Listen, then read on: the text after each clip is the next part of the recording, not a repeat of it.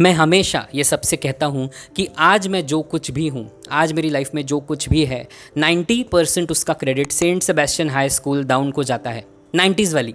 क्योंकि मेरी लाइफ का जो फाउंडेशन बिल्ड हुआ वो उसी स्कूल की वजह से हुआ और उसी के बेसिस पर मैं अपनी लाइफ में बहुत कुछ अचीव कर पाया। और मैं यहाँ पर स्पेसिफिकली इंग्लिश लैंग्वेज की बात कर रहा हूँ।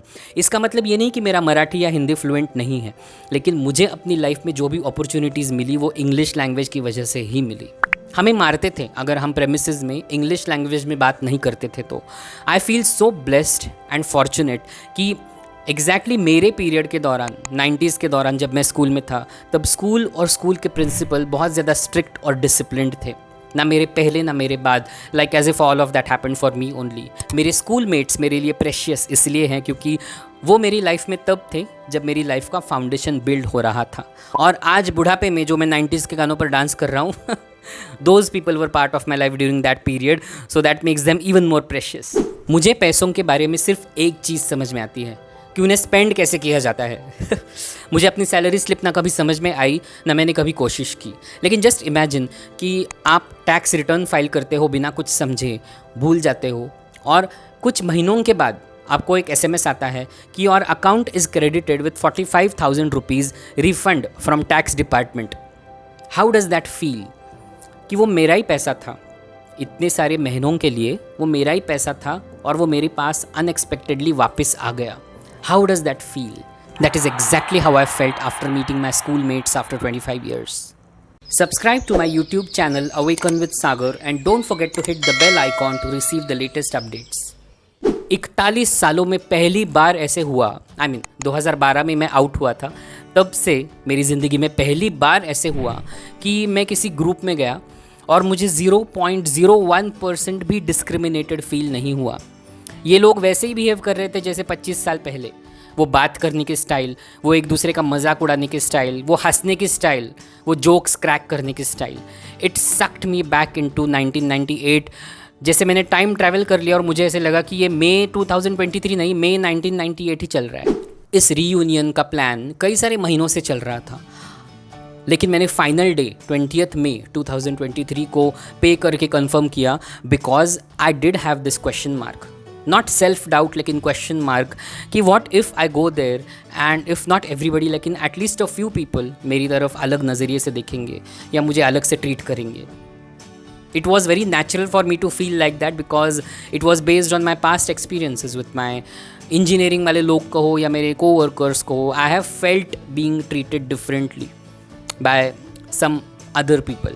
So I was like, should I go or not? लेकिन I'm so glad that I went because I did not get even a whiff of homophobia. ना तो मेरी घिन कर रहे थे, ना मुझे सिंपैथी दिखा रहे थे। They were treating me just like the sincere, honest and studious and hopefully sweet Sagar Sonkar that they knew 25 years ago. अब आज की यंग जनरेशन का बहुत ही स्ट्रॉन्ग थॉट प्रोसेस ये है कि लोग क्या कहते हैं does not matter at all, I accept myself वगैरह, ये सारे कॉन्सेप्ट्स पता है। लेकिन ground reality is that to some extent लोग क्या कहते हैं definitely matters. At least I belong to the group of people या जनरेशन कह सकते हो जिनके लिए लोग क्या कहते हैं टू सम एक्सटेंट मैटर करता है। And see, this is not about Mumbai का कल्चर वर्सेस पूना का culture, okay, this is not about that. This is about realising कि हमें लोगों में ही रहना है, इज़न्ट इट? अगर मैं यहाँ पर #गे, ही और हिम एंड #रिस्पेक्ट मी लिख कर घूमूँ तो that is not the right approach, that is not the right attitude, isn't it? अगर हम अलग बिहेव करेंगे तो सोसाइटी हमें अलग की तरह ही ट्रीट करेगी, इज़न्ट इट? हमें स्पेशल राइट्स नहीं चाहिए, हमें इक्वल राइट्स चाहिए। इसीलिए मेरे लिए ये बहुत इंपॉर्टेंट था कि मैंने दुनिया को तो डिस्क्लोज़ कर दिया है कि मैं गे हूँ, सबको पता है, लेकिन मैं चाहता हूँ कि वो लोग जो मेरे दिल के करीब हैं, जिन्हें मैं नियर एंड डियर वंस समझता हूँ, अगर वो लोग मुझे एक्सेप्ट करें, मेरे स्कूल मेट्स या कॉलेज मेट्स या ऑफिस के कोवर्कर्स भी, तो that would be a very nice thing. वो हो गया finally, this is a very big milestone. अब फॉर ईयर्स टुगेदर मैं किसी के भी टच में नहीं रहा हूँ, जिसकी वजह से लोगों को कई सारी गलत फहमियाँ हुई थी, कंजेक्चर्स। लेकिन this is a separate discussion all together. भगवान मेरे अंदर वो एक फ़ीचर इम्प्लीमेंट करना ही भूल गया है, staying in touch with people. And I can't, मतलब ये mobile phone, I can't handle this बिल्कुल भी। आप फेस टू फेस मिलो, घंटों तक मैं पागलों की तरह हंसूंगा आपके साथ, बहुत सारी बातें करूंगा, लेकिन ये मोबाइल फ़ोन के ज़रिए मुझे टच में रहना आता ही नहीं है। इस वीडियो में मैं अपने स्कूल मेट्स को थैंक यू कह रहा हूँ, लेकिन ये वीडियो उनके लिए है ही नहीं। ये वीडियो उन यंग गे लड़कों के लिए है। आपके पास एग्जाम्पल्स हैं मोबाइल फ़ोन्स में। Thanks to the internet and social media आप अपने मम्मी पापा को जाके दिखा सकते हो कि देखो ये रियल गे कपल है जो अपने दिल के हिसाब से अपनी लाइफ जी रहे हैं, तो मुझे भी ऐसी ही लाइफ जीनी है। आज के यंगस्टर्स को ऐसे लग सकता है कि ये इतना बड़ा इशू क्या बना रहा है एक्सेप्टेंस का। स्कूल के फ्रेंड्स तो आपको एक्सेप्ट करेंगे ही, लेकिन रिमेंबर हम 1998 के 10th पास आउट हैं, 1982 वगैरह में बॉर्न हुए लोग हैं हम। So it is a very big thing and I will come to that shortly.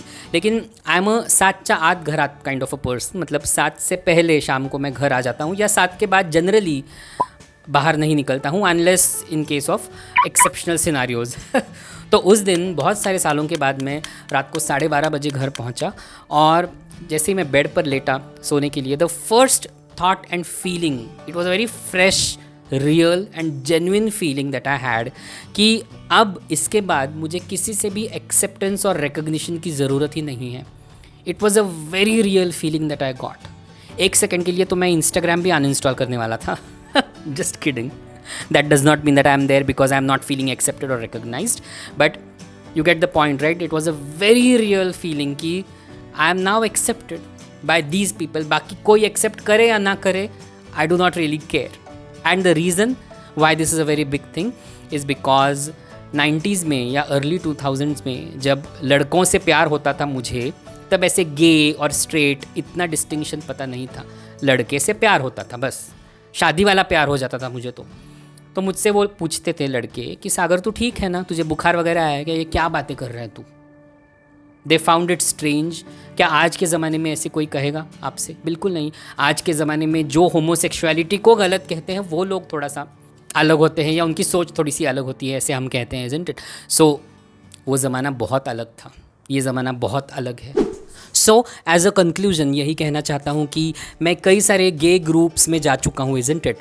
वहाँ पर भी मुझे डिस्क्रिमिनेटेड फील कराया गया है, आइदर मेरी एज को लेके, या मेरी हाइट को लेके, या मेरे सॉफ्ट लुक्स को लेके, या जो मैं डांसेस करता हूँ। तो ऐसे लेबल लगाया जाता है ना कि सागर इज़ द दिस।